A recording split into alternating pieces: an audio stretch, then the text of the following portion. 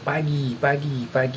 Ya, terima kasih. Pada kesempatan kali ini saya akan coba memberikan sedikit vlog mengenai tokoh yang menginspirasi saya, yaitu mungkin dari segi pendidikan, dari segi teknologi, dan juga dari sisi kebangsaan, yaitu Bapak B.J. Habibie. Kenapa sih Bapak B.J. Habibie sebagai tokoh inspirasi saya? Dia itu mungkin waktu dari kecil ya kita tahu uh, tokoh B.J. Habibie merupakan tokoh intelek, teknokrat, dan juga berpendidikan tinggi ya. Dia memiliki IQ yang cukup tinggi, dan juga banyak anak-anak kecil ya di seumuran saya atau di masa-masa saya itu bercita-cita saya ingin menjadi seperti B.J. Habibie. Saya ingin menjadi seorang tokoh yang inspiratif, teknokrat, dan saya ingin kuliah tinggi di luar negeri. Saya sebagai engineer. Nah, itu salah satu tokoh ya untuk sebagai inspirasi dalam pendidikan, yaitu seorang B.J. Habibie. Itu ketika seorang ingin meraih mimpi itu mereka harus bersungguh-sungguh ya mempersiapkan hal-hal baik dari segi materi atau dari segi kemampuan belajar gitu, dan banyak hal-hal yang perlu kita siapkan untuk bisa menjadi apa yang kita cita-citakan. Nah, dari sosok B.J. Habibie ini mungkin saya tahu dari beliau ini memiliki rekam jejak yang cukup banyak ya, baik dari segi pendidikan, yaitu beliau pernah berkuliah di ITB sebentar, beliau juga pernah di Jerman, juga beliau juga pernah bekerja dan memiliki menjaga salah satu petinggi ya di salah satu perusahaan di Jerman.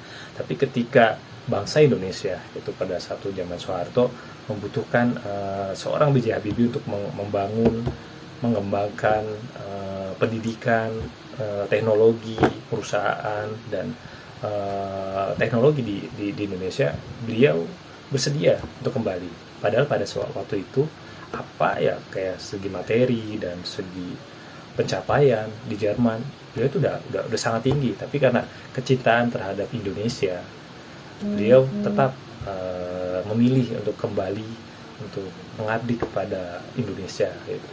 Baik dari segi sebagai menteri riset dan teknologi, dari segi beliau membangun beberapa core bisnis, yaitu perusahaan-perusahaan strategis nasional, juga memberikan beasiswa kepada perguruan tinggi dan juga kepada calon-calon generasi penerus bangsa melalui beasiswa di dalam negeri maupun di luar negeri.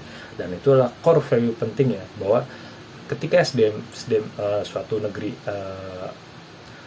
mau untuk meningkat, salah satunya yaitu meningkatkan peran serta, yaitu akses ya pendidikan yang luas kepada seluruh bangsa rakyat Indonesia. Jadi ketika memang seorang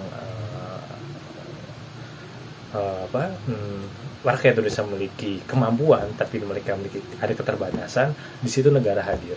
Nah, itulah sosok B.J. Habibie yang menginspire saya mungkin, dan juga banyak rekan-rekan sahabat saya untuk terus berusaha meraih cita-cita dan juga memberikan apa sumbangsi kita kepada bangsa Indonesia. Walaupun mungkin dari segi kita kecil ya, dari segi pendidikan mungkin kecil, tapi itu bermakna ya, sangat bermakna mungkin seperti itu.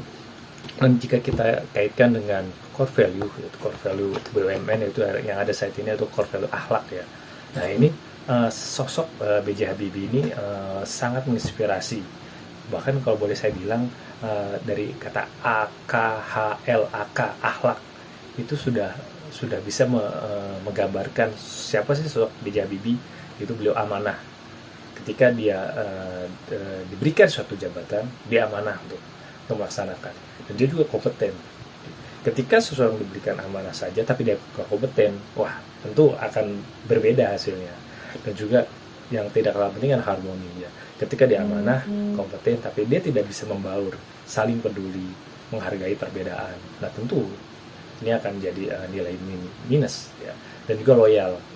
Ketika kita loyal terhadap satu hal, tentu ini akan lebih baik daripada kita hanya sesaat, kita hanya intensi kita hanya sesaat gitu.